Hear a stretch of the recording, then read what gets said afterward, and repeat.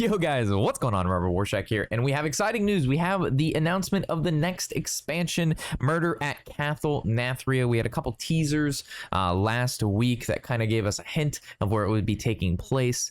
This location is in the Shadowlands, which is World of Warcraft's most recent expansion, for those of you not familiar with WoW. This will be coming out, I believe, August 2nd. It'll have 135 new cards, and we get a sneak peek into the new keyword. So new types of cards, and also we have a login reward, which the legendary is absolutely ridiculous. So it's pretty crazy. So we have a couple cards to cover here, with the new word being Infuse. So I guess we'll take a look at Infuse. Let's take a look at the new cards first. We have Murloc Holmes. He's a battle cry. Solve 3 clues about your opponent's cards and to get copies of them. I'm not really sure how that works, but it sounds very good. 4 mana, 3/6 Naga. If this would transform into a minion, summon that minion instead. So like Evolve Shaman seems kind of crazy, right? So this would evolve, and instead of it evolving into a new minion, you just get that minion, but then you keep this minion. So like this and Evolve Shaman seems like crazy good. Like you just keep this card the whole time, and you just keep getting free minions with the evolve. And then we have a warrior legendary, 6 mana, 3/7 battle cry. Gain 1/1 for each damage minion, then attack all enemies. Wow, okay, that seems pretty crazy. So this hits minions, it hits face, and 1/1 for each damage minion, including your battlefield and your opponent's battlefield. So this is like huge. This does face damage, it clears the board, and it's a minion, and it costs 6 mana, and it already has 7 health, which is like a lot. So that seems like a pretty good warrior legendary. This seems like a very good shaman card in wild, because evolve really isn't that big of a deal in standard. And then Murloc Holm, I'm not really sure what solve 3 clues about your opponent's cards, get copies of them means, but that seems like it would be pretty good in a control deck. Getting cards for a 3 mana 3/4 just seems really good. All right, so we have a new keyword, Infuse. So in the Shadowlands, a huge portion of that was revolving around anima, which was kind of like life force. And right now, anima draws wayward souls powers to all of Shadowlands, and those who consume it. Cards with infused keywords sit in your hand and absorb anima from your friendly minions after they die. After the specified number of friendly minions die while infused card is in your hand, the infused card transforms to a more powerful version. Infuse your cards to unlock their full power. So for example, 2 mana, 2/3, pretty standard stats, has taunt. But if it infuses, so if 3 minions die, does it have to be on your battlefield? Yes, so it says friendly minions. So 3 friendly minions have to die, and then this gets +2/+2. So it'd be a 2 mana 4/5 with taunt. So pretty bad, I'm not gonna lie. Like normally on turn 2, you kind of want to play minions. You don't want, like, how many minions could possibly die prior to playing this? And playing cards on curve is currently what Hearthstone's about. So another infused card is a 1 mana, draw a spell, infuse 2, add a temporary copy of it to your hand. So I'm assuming like 1 turn only. It's a rogue spell, and it's shadow. So 1 mana, draw 1 is good. And then 1 mana, get 2 is pretty good too. So it's actually Door of Shadow is not too bad. So infuse, kind of revolving around that board a lot, you know what I mean? Like friendly minions have to die, which means like a spell-based deck isn't going to really play infused stuff. A lot of decks right now are a bit spell heavy. There are a couple exceptions like Naga Priest and things of that nature, but a lot of decks don't.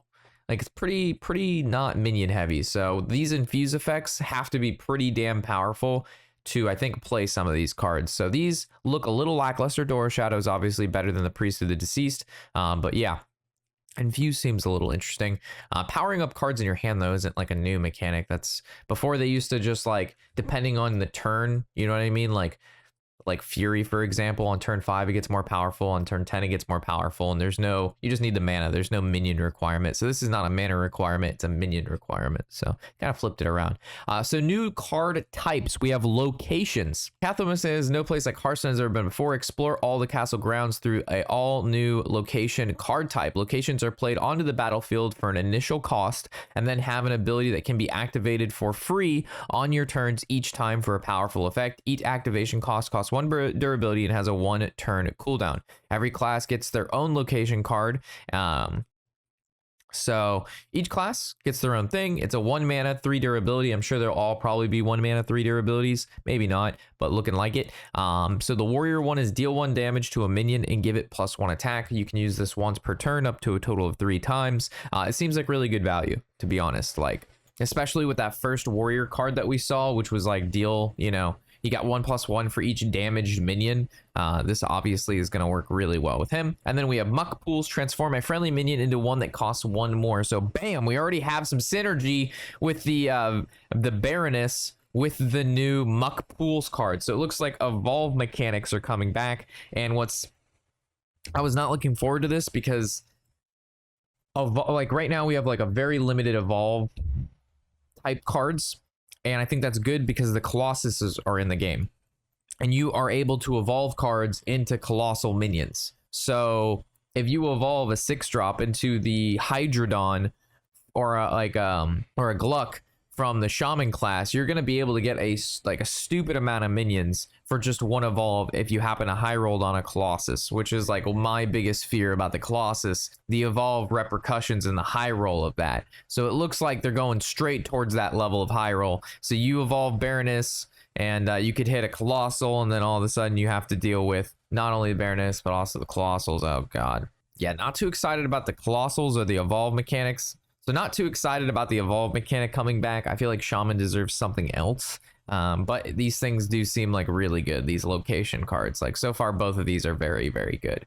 And then we have our login reward, which was actually huge. So it's a 3 mana, 3/4. Your deck size and starting health are 40. So this is the first time you were able to change your deck around in Hearthstone to have more than 30 cards. And now you get 40. This is gonna make for some. This card's either gonna be horrible and 40 cards is bad, or like having a 40 card deck is gonna be insane for some classes. And I am very much so looking forward to playing Prince like right now. So expect those videos to come on YouTube like within the next less than a day or so. And that is all that we have so far with the new expansion. I'm sure as cards get released, we'll cover them like normal and talk about them. We normally try to target some of the better cards. We don't cover every card that gets, you know, announced or revealed. So with that, super excited. Looks like a spicy expansion. And I'm excited to see where it goes. So with that, of course, I'm Robert Warshack, and happy whatever the hell day it is.